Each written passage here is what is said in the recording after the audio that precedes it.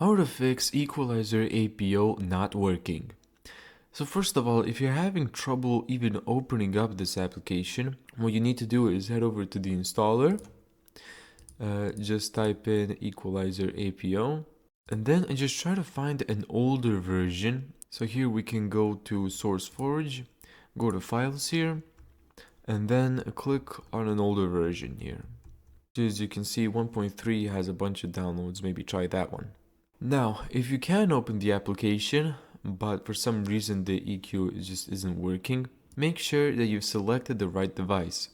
So for example, I've used FX Sound Audio Enhancer for my equalizer before, and it selected it as the default device. Now, I don't want two equalizers, of course, so I'm gonna select my speakers or my headphones directly.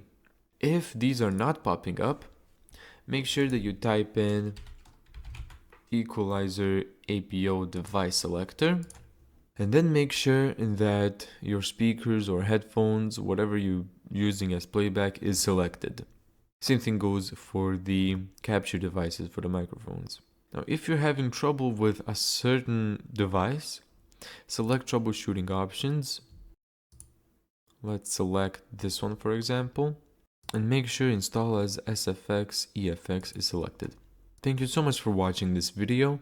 If you found this tutorial helpful, make sure to give it a thumbs up and subscribe. And as always, see you in the next video.